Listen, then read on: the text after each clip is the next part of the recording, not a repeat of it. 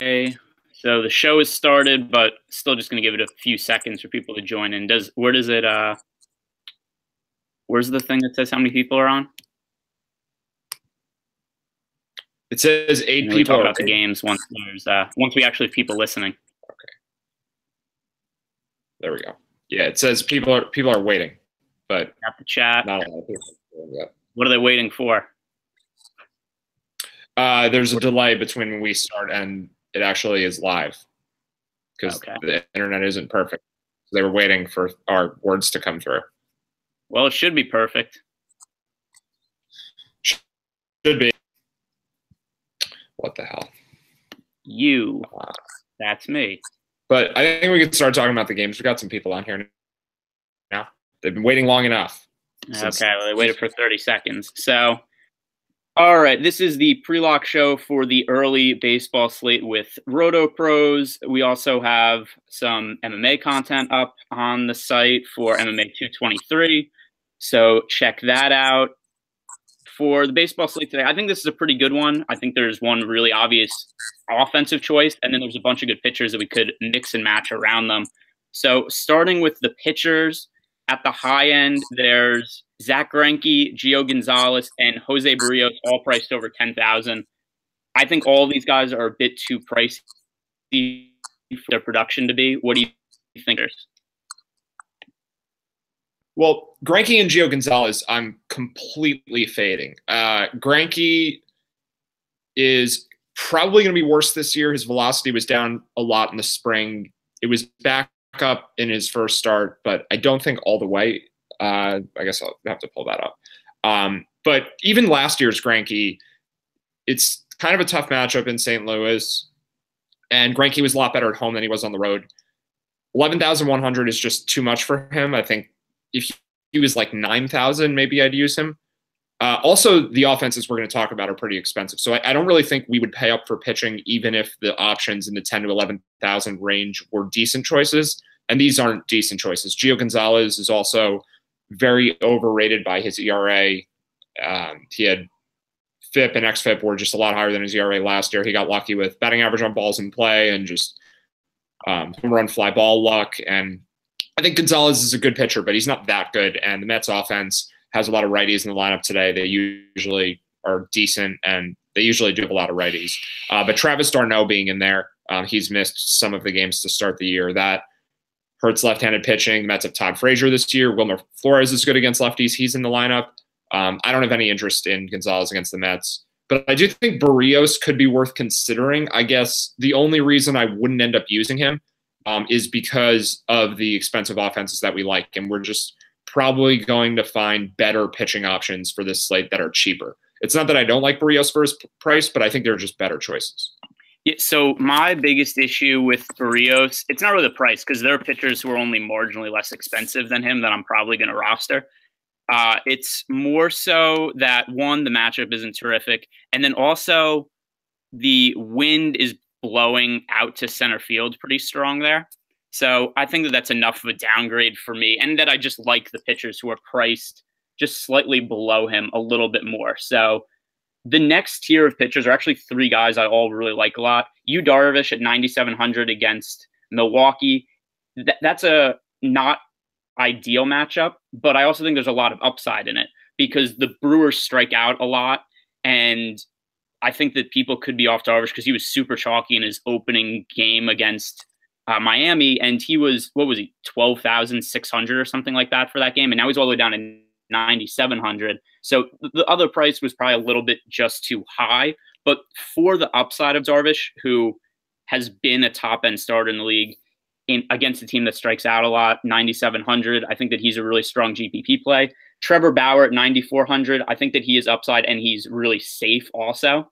And then Sonny Gray at 9,000 is also. Do we have a lineup yet for the Orioles? Just because the Yankees-Orioles game went to a lot of innings last night.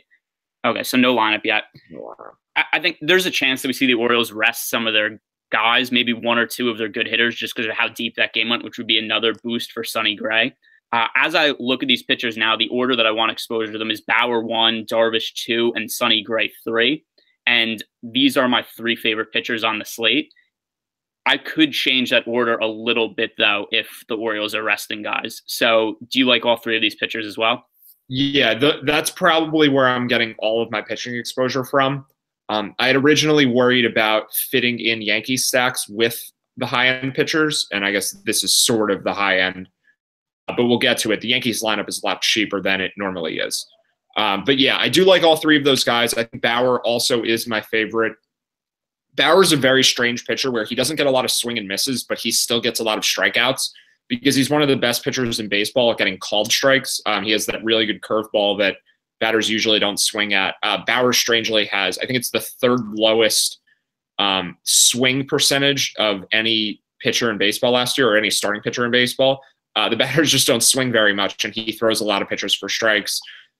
Bauer was 10 Ks per nine last year, and he had a swinging strike rate in single digits. And I don't think it's a fluke. I think he's just a very quirky pitcher. It's an easy matchup for him at home against the Royals. Very likely win bonus. The Indians are minus 220 favorites. But I think Sonny Gray might be just as safe. Maybe there's a little – well, it's a better offense for the Orioles, at least for now. So like if Machado was resting, then Gray would become my favorite pitcher, I think. We also had talked about yesterday that the Yankees might give Gray a longer leash because the bullpen is tired. But David Robertson and I think Adam Warren both didn't throw that many pitches in the game. So those would be the first two guys out of the bullpen. And I think Warren could throw some innings. Actually, I'm not even sure if Warren pitched yesterday. I think he didn't. I don't remember Warren pitching because Chasen Shreve pitched for a really long time. And Jonathan Holder pitched for a long time too. I think Warren was the guy they were saving to go from to bridge from like the 15th to the 20-something inning if it went that long, because you need to save someone in your bullpen that can throw a lot of innings. So Warren is available if Gray was in trouble in the fifth inning or something. I think Warren could easily pitch 2 or 3 innings tonight, and David Robertson only threw 10 pitches. So we don't have to worry too much about the Yankees giving Gray extra pitch count because of the bullpen being tired. I think that's fine.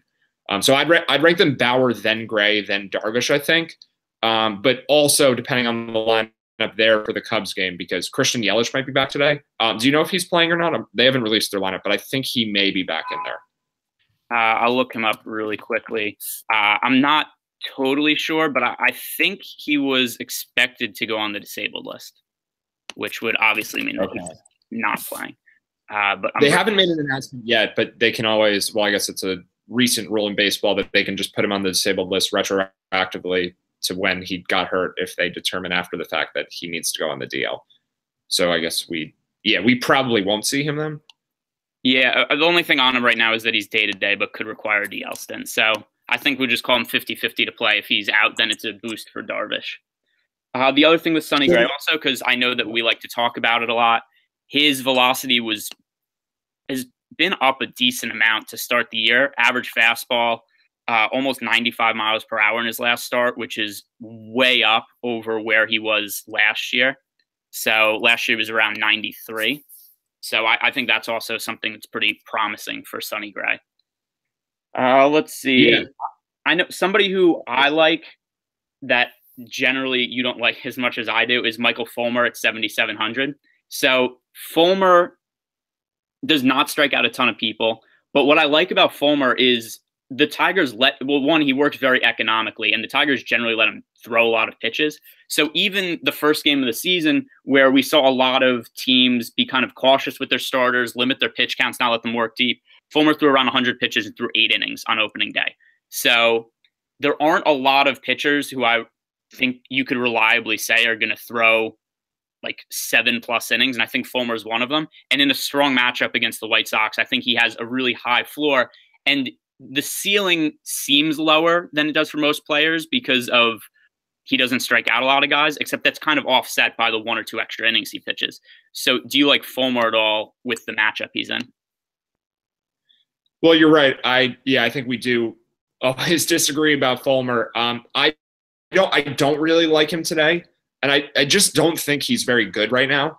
His velocity is also down, and it was down last year in, I think, the second half of the season when he had elbow or shoulder issues.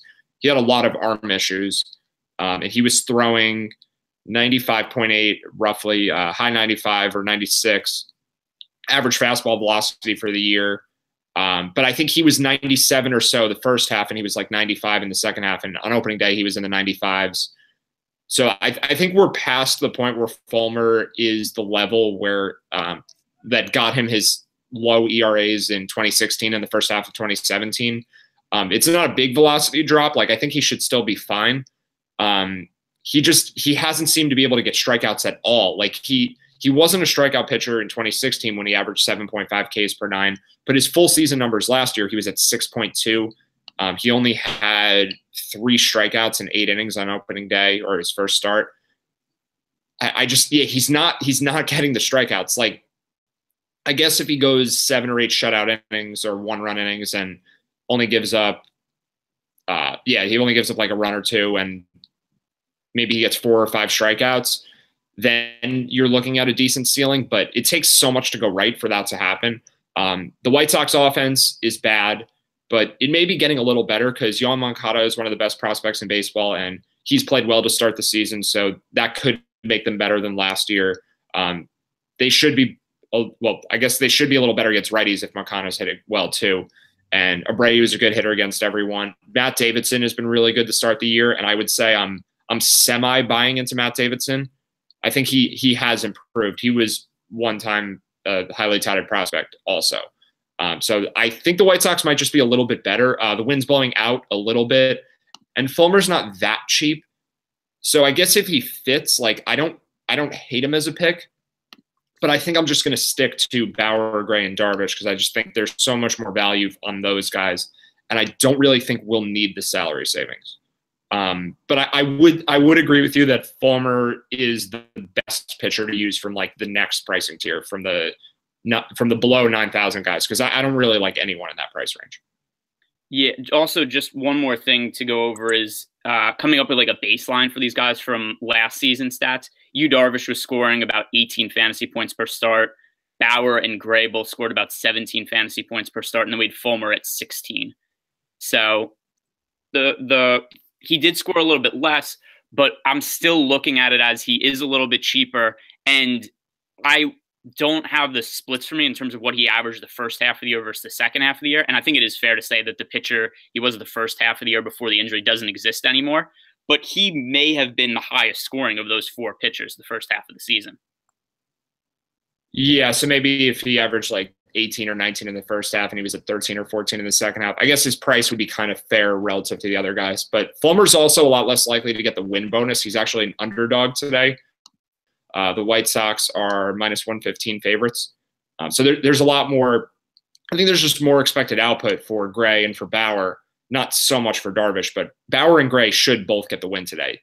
They both have pretty bad pitchers going opposite them, and they're facing bad teams. So that's part of the reason that I just strongly prefer them. And I think that does bump them ahead of Darvish for me a little bit too.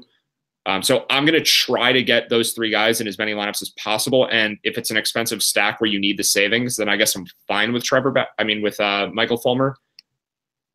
But yeah, it's not like it's hard to roster him with confidence. It's hard to roster anyone that's cheap today with confidence. All right. So there was somebody who we liked a decent amount. We were talking about the slate yesterday for his price, and that was Michael Wacha at 6,300. I still think he makes sense as a value just because he's so cheap. I expect him to pay off his salary. Also, a little bit of concern that his velocity was down a decent amount on opening day, but 6,300 is so low for Wacha that I expect him to hit value. I haven't really started to build lineups to see if it makes sense to go that cheap if we need to. But I still think that Michael Wacha is a fine value play at 6,300. I just don't think he's a priority for me because I like the other 4 pitchers I mentioned more than him. So do you think that Wacha is going to end up in your lineups? I think he probably won't, but I think there's a good case to be made for him. Just on odds value alone, the Cardinals are actually slight favorites against the Diamondbacks, and Greinke, the pitcher on one side, is 11,100, and Wacha, the pitcher on the other side, is 6,300. So you have basically a pick'em game where one of the pitchers is almost half the cost of the other pitcher. That should be a sign that the cheaper pitcher has some value. But yeah, Wacha's velocity was down on opening day. He's just not particularly good. It's probably a slightly positive matchup getting the Diamondbacks away from Arizona. But yeah, I don't have a lot of reason to trust him with the velocity being down. He was very bad in his first start. So I think he's a fine play for his price. And if there were less pitching choices on this slate, I would use him. But at this point, I guess I'm not sure if he'll make any of my lineups. If it's any, it'll be very few of them. So for reference, because I have the numbers in front of me, Waka finished last year with an average fastball velocity towards the end of the season, right around 96 miles per hour per start. And he came in at 93.5 on opening day. And he also got slaughtered. He was awful in that start. So Logan has a question for us. He wants to know which pitchers we like on FanDuel. The FanDuel slate is a little bit different than the DraftKings slate because it is different games. But some of the same pitchers I still think are favorable. Sonny Gray at 8,800. Michael Fulmer is down at 8,000. Walk at 7,100. So it's a little bit more expensive for him. I think my favorite play there is Gray at 8,800. Do you have the pricing in front of you to see anything different? And the other thing also is the reasons I like Sonny Gray. It's still the same stuff in terms of the velocity is still up on FanDuel just like it is on DraftKings. Yeah, velocity translates from website to website. I mean, Bauer too is 8.6 and Gray is 8.8. Like it's kind of just parallel pricing to what is on DraftKings. So, I mean, yeah, I like both those guys still. Darvish is fine too. Like they're all around the same price. So I guess my answer would be it's the same pitchers I like on DraftKings. Is there I don't even know if this is a question for us or just kind of a general question, but is there a website that shows me how much the rake is for each lobby, or do I just continue using my calculator? So Tristan, there is a app, I think like a RotoGrinders app that's available on like the Google Chrome store or whatever. Maybe you just go to RotoGrinders, download it. That's the easiest way to figure out what the rake is on each contest without having to bring out your calculator and abacus and figure it out on your own. So let's see. Yeah, I'm not sure how that's correct or not, but well, hopefully Tristan's watching and got the answer. All right. And Logan says, thanks, bro. So that was not an unexpected response from Logan. Definitely not unexpected. Let's move into the offenses. I just think there's one offense spot that's so obvious, and it's the Yankees at home against Chris Tillman. We've picked on Chris Tillman, I want to say, every single one of his starts for about a year now. Tillman is awful. He gives up a lot of home runs. He was not great on opening day, which was not unexpected. Actually, impressively, in 4 innings on opening day, he pitched 4 innings, had 0 strikeouts and 4 walks. Last year, 7.84 ERA, 6.93 FIP, 20% home run to fly ball rate, walks a lot of guys, doesn't strike out a guys. The Yankees have arguably the best offense in baseball. The game's at Yankee Stadium, which is a hitter's park. Gary Sanchez is resting, but that's not really that big of a deal to me because I don't think that Tillman could really get out any major league hitters. So one thing that is kind of nice about the Yankees lineup, I think we could just all agree, guys like Judge, Stanton, Gardner, Didi, they all have a lot of upside. But I think where this gets more interesting to talk about the Yankees is how willing are you to roster the guys like Andujar, Peterson, Romine, Torreyes, who are hitting towards the end of the lineup, who are really cheap in a favorable matchup, but are also crappy hitters. I don't actually think that they're that bad. Well, to start with, the Vegas line, the over-under for this game dropped quite a bit this morning because I guess Sanchez is out and because Brandon Drury's out. Neil Walker's not playing. But that's not sharp money for the under. That's just corrections for injuries. And the over-under has gone back up from 9 to 9.5 since then, which makes sense because Chris Tillman is awful. Something else that's notable is the Orioles bullpen. I mean, as the Yankees bullpen did, pitched a lot of innings last night. And I would be very surprised if Michael Givens and Brad Brock pitch tonight. Brock maybe has a little more of a chance, but Michael Givens is one of the Orioles' best relievers. I think he's pitched 3 days in a row now. Either way, those guys should probably come into the game later than expected because they're both going to be a little fatigued. And the Orioles only have one other reliever that is even remotely decent that is available tonight. That's Darren O'Day, but he's usually reserved for a setup role. I think there's a good chance we see like these bad Orioles middle relievers that were so good for us last year when guys like Tillman and Yovani Gallardo or I guess it was, mixing up Gallardo and Ubaldo Jimenez, whatever, they're the same pitcher. Those Orioles middle relievers are still really bad. So the Yankees are going to be facing a very low quality of pitching even after Tillman exits the game, most likely. And then I think that Andujar and actually I'm looking at this lineup. Andujar's probably the only hitter that I think could be a good hitter. He's a pretty highly touted prospect, but Tyler Austin is batting fifth. He's going to have a lot of RBI opportunities. He's 3.5K. So like, I think I wouldn't call him a value play, but I'm fine rostering him just in that stack because of the correlation, and he should have the RBI opportunities. Jace Peterson's 2.3K. That's, way too cheap for any hitter that's going to be in the Yankees lineup. I don't think I'll use much of Roman and Torreyes, but I'm okay with them. So like, where would you cut off your stacks? Like, do you think you'll just include the top four guys with one other player mixed in for the most part? Yeah, so I'm not stacking the bottom of the lineup or anything like that, but I do think that it makes sense to have lineups where you have the top four guys with one of the cheap guys at the end, especially if that makes it really easy to fit like Darvish into a lineup together with Bauer, or Sonny Gray into a lineup with Bauer. Like if it's just easier to do that with one of the guys at the end of the lineup, then I think that's totally fine to do.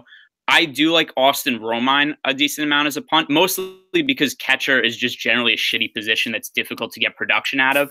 So just to have Austin Romine at 2,600, so close to min price, I think that makes him worthy of rostering just because there's correlation with the other hitters in the lineup. And I just don't expect a ton of output from the catcher spot anyway. So Austin Romine and Miguel Andujar are my two favorite of the cheap guys. Do you think Romine makes sense? Yeah, I think he does make sense. Torreyes, I guess, is just my least favorite of the cheap guys, especially because we already have Didi Gregorius at shortstop and we have Jace Peterson at second base. But I think Torreyes should make some lineups too, some of our lineups. I was playing around with the lineup building a little before we started, and it's not easy to fit the first four Yankees and one cheap guy around the two pitchers that we like, or two of the three that we like. So I guess what I'm saying is you're going to need to probably leave one of the first four off in lineups just to make the salaries work, unless you want to use really cheap punt plays, and it doesn't look like we have too many. Still early, like we could still get more value plays that pop up. There are a couple guys on the Mets, probably the Rays too, that I think makes sense. So we'll get to that. But are you comfortable having several lineups where one of Gardner, Judge, Stanton, Gregorius isn't in it, and you use, let's say, like Romine and Andujar, Romine and Peterson, Andujar and Peterson, like two of the bottom five guys in the same lineup? Are you going to be doing a lot of that today? Yeah, probably. And the other thing for me also is that for the early slate, the only offense that I'm stacking is the Yankees. So I'm not going to have five-man stacks of any other team. It's just going to be combinations of five-man Yankees and then the list of the pitchers I like. So that makes it more viable to not have Judge, Stanton, Gregorius in 100% of my lineups, because I'm going to have Yankees exposure everywhere. Is there any other team that you like to stack on the slate? Yeah, there's actually one other team that I think is worth stacking, and part of the reason is they're cheap enough that you can fit Yankees plugs with them. The Tampa Bay Rays are basically min price throughout their entire lineup. The most expensive hitter is Matt Duffy, batting fifth at 3.3K. And I probably wouldn't use him in the majority of the stacks. But the top of the lineup, Denard Span, 2.9, Malik Smith, 2.8, Carlos Gomez, 3K, Brad Miller, 2.9. Then you have CJ Cron, Wilson Ramos. Like, it's not a good lineup. It definitely is not good. But Rick Porcello is so home run prone. He's kind of just mediocre overall. The Red Sox bullpen outside of Craig Kimbrell is really bad. We do have a little bit of wind blowing out to right field in Boston. So I think the Rays have a decent amount of expected output. The over-under for that game is just about 9. So it should have some runs. And the Rays are only plus 150 underdogs. So if you just look at that and compare them to the Red Sox pricing, there's a lot of value on the Rays side. I would say for the most part, the Rays will be a good source of plugs. But I think I would have some stacks of them with the pitchers we like, because then you can just fit Stanton, Judge, Didi. You can just fit the Yankees guys around them. So I think I would do a few of 5 Rays, 3 Yankees, or Yankees. Okay, so let's see. Logan wants to know if you want to bet on Rick Porcello. You guys have made a bet on Porcello in the past, and I believe he got the better of you in that one. So you like, so you like Porcello. You like the Rays today. So do you want to make a bet with him? Let's see if I could be the middleman on this during the show. Well, It's not that I don't think Rick Porcello can score points. Like, he's going to get his strikeouts, but I think the Rays are going to score runs. So tell Logan. Well, I can tell Logan if he wants to give me like some. He's watching the show. Yeah, if he wants to give me some odds that are more than what the line is that the Rays win, I'm happy to do it. But I think we should talk off air. I don't think I'm going to commit to any bets right now because I got to think about other things. Okay, we got to figure out. I just messaged him and said to not do it then. All right, so Josh is asking us who we think is going to hit a home run today. Yankees. How about Giancarlo Stanton homers? Let's see. If I had to make a more or less obvious home run pick, all right. This will transition into one of the value plays I like. I'll say Wilmer Flores against Gio Gonzalez. Not necessarily because I actually think he's going to homer, but just because I think he's a good value because he hits left-handed pitching really well. I was looking at it earlier. I think it's a 122 career WRC plus against lefties. He's hitting near the top of the order for the Mets today, and his price is at 2,800 with second and third base eligibility, which is kind of perfect for the Yankee stacks because it's not a spot that we really have like a prime guy to use. So Wilmer Flores is one of my favorite cheap guys to plug into lineups today. What do you think of Wilmer Flores, and is there any other cheap guys who you're looking at to roster? Brad Miller, I think, would be my obscure home run call, but I do like Flores and I do like Miller. You can play Miller at second, Flores at third. So I don't know. I'm not sure which of those guys I'd have more of, but they're both definitely strong value plays. I would maybe pick some guys against your favorite pitcher, Steven Matz. The Nationals are too cheap to stack overall, and I think Trey Turner and Bryce Harper are really overpriced, and it's going to be cold there today. But Anthony Rendon at 4,100, Ryan Zimmerman at 4,000. I think those guys should make it into some lineups because righties against Steven Matz, he's just bad. He's gotten worse from all the injuries he's had, and those are good hitters and they're underpriced. So I think Zimmerman and Rendon, if we're looking at like mid-range value plays, I think those guys make sense. But the cheap guys that I'm most interested in rostering are on the Rays. I think Wilmer Flores, and then I think other Mets too, like Todd Frazier is fine. I think is probably my favorite overall catcher play on the slate. I would think we use him less just because we'll be using Austin Romine a good amount. But d'Arnaud is good against lefties too. So the righties in the Mets lineup, I think, are worth targeting. It's going to be hard to fit Cespedes if you're using Stanton and Judge in lineups, and Gardner too. So the outfield spots are just taken up. But I would try to have some Cespedes in lineups that don't include all three of the Yankees outfielders. All right. The Orioles lineup just came out, so I was looking through it. It looks like they aren't resting anybody. It's just a different order of their lineup. I got confused for a second because Trey Mancini was leading off. So I thought that meant that somebody was getting rested, but they just flipped spots for Mancini and Chris Davis. Mancini right off yesterday too, and he did well. I think they did it because he's right-handed and Sabathia was pitching, but Mancini had some hits and got on base a bunch of times. I think the better reason for them to do is that Chris Davis has been awful for a while now, and it's ridiculous to bat him lead off.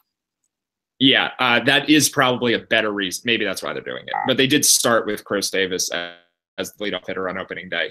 Yeah, probably good to end that experiment. So, yeah, it's still fine for Sonny Gray. Just no boost that we were potentially looking for. So yeah, the rest Santander, Cisco, Pedro Alvarez starting. So kind of just a normal lineup for the Orioles. Does anybody else have any questions? And I'm actually gonna put this into the Slack chat also if anybody has questions. We've got like 4 more games to cover hitters from, but I think we don't need to say much about them because the spots that we've talked about are just better. I think.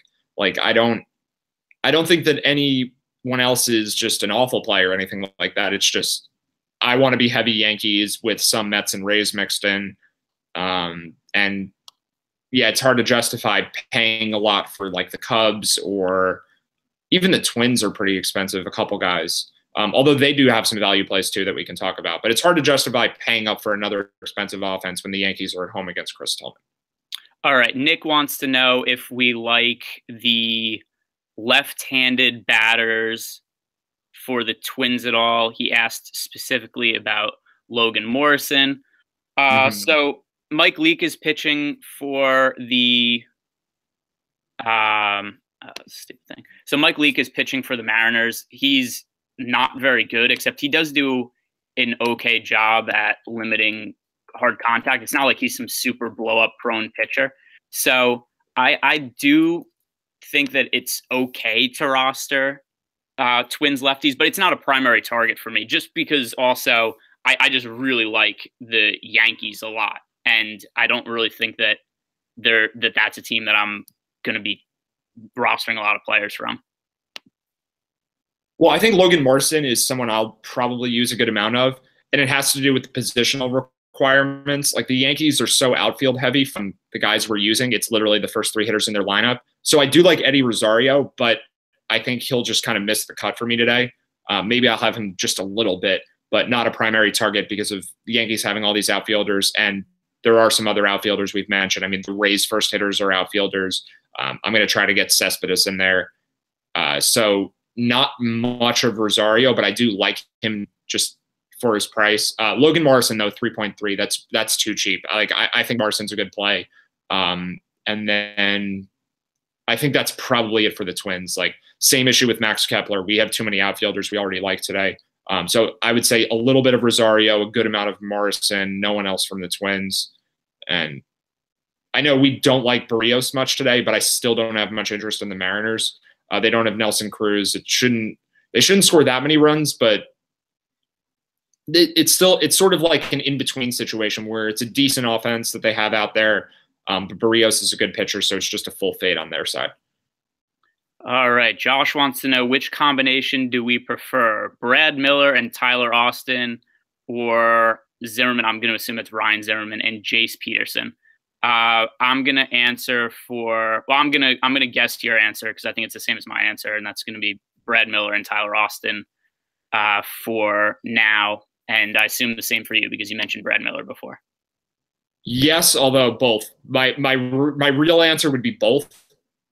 But I think I would probably slightly prefer Miller and Austin also. All right. Any plugs from other games that we didn't mention? So here's one of the things that was Logan asked that question. There's other plugs from games we didn't mention. There could end up being ones. It's more so right now that we don't have the lineups from the later games that start. So it's hard to know which cheap guys are going to be leading off from those games. Is there anybody who you think is probably going to be in a lineup in a good spot from the other games that we didn't talk about that you'd want to target? Well, we can rule a couple out. No Royals for me today. The Indians are too expensive, and I think the only way I'd use anyone is if, like, Michael Brantley is up in the top 3 guys in the order. Brantley, I think, hit 5th yesterday against a lefty. Maybe if Brantley's hitting 5th, I think 3,500 is fine for him. That's probably it from the Indians. The Brewers don't have anyone that's too cheap, and it's a fairly tough matchup against Darvish. The Cubs are very expensive. So that's probably it. I mean, we could talk about the Tigers-White Sox game a little bit. There isn't really anyone that cheap. I think Nicky Delmonico makes sense at 3,300, but again, he's an outfielder, so it's going to be hard to fit extra outfielders in today. And then the Tigers side against Lucas Giolito, it's definitely a strong spot. Giolito, I don't think is a good pitcher at all, but the Tigers are very expensive. Miguel Cabrera is 4,700, 100. Yeah, it's probably just we're probably fading all the later games. I know cherry picking the early games have lineups out, but I really do think those are the best spots in those first 3 games in particular. Yeah, the other thing too is just kind of looking, just kind of like a good reference point if we're just looking at like the expected run totals for the teams. Outside of the Yankees and the Red Sox, almost every team has the same exact amount of implied runs. Yeah, we've got eight or less over-unders for like all these games, and the games are pretty close to pick them around. So, yeah, the Yankees are by far the highest expected output on the slate, and I don't think too many people will be stacking them. Most people don't stack, and then also the pitching choices are expensive. So if you're making Yankee stacks, you really have to know how to find value plays to make it work because the pitchers that we like are going to make it kind of a crunch to fit guys in around them. So I think it certainly will not be contrarian to have Yankees bats. But what is your guess for ownership on these guys? Because I think Stanton could be in the 30s, but I don't think anyone else will be more than 30. So recently, Aaron Judge has been higher owned than Stanton in most tournaments, and Judge has also started the year probably slightly better. I'd guess he's averaging more fantasy points per game. So I think that we're going to see Stanton and Judge both in the 30s. I think Didi is going to be really highly owned because he's probably been the Yankees' best hitter so far this year. It's kind of, I think the best value of any of those guys is Gardner, because Gardner's way too cheap for batting leadoff, but Gardner just tends to not have a lot of ownership. So it's hard to know how that will balance. But I think that all those Yankees hitters are probably going to be in the 25 to 35% range. Yeah, I guess I think they'll be a little lower. Well, if they're all around 30%, let's say, that means that there aren't that many people stacking them all together, because most people are just going to use them as plugs. That's generally what happens. You don't see a lot of Judge and Stanton being in the same lineup for people. But ownership on the rest of the guys, I think, could be pretty low. And that's going to depend a lot on what tournament you're looking at. Like at the higher stakes, I think Tyler Austin and Andujar and Jace Peterson and even Austin Romine will be like very chalky. But I think if you're talking like the $5 tournament, I don't think any of those guys is more than like 12%. Do you think that makes sense, or they're going to be high owned too? I think Austin will be, but then I think the guys at the end of the lineup will be much cheaper. I mean, not much cheaper. They're going to be the same price in the $5 and the other stakes tournaments. I think that they're going to be high. I think that they will be lower owned, and I think Austin will still have some significant ownership.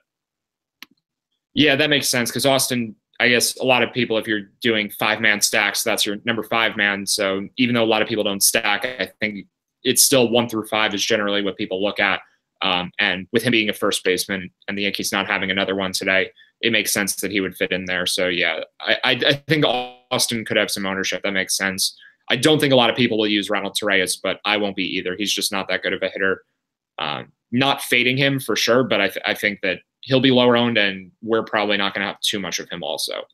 And then I'm just scanning these other games again. I don't think we have any other lineups that have come out, so probably wrap it up. Yeah, so that is going to finish the show. You can follow me on Twitter at GArenbergDFS. Matt's Twitter handle is at Preaching Sense. And we'll be back to do our Foul Balls podcast on Monday. And then, like I said before, on RotoPros, we always have baseball content up. Nick's doing a write-up for the late slate. I have something up for the MMA slate today. So that will do it for today.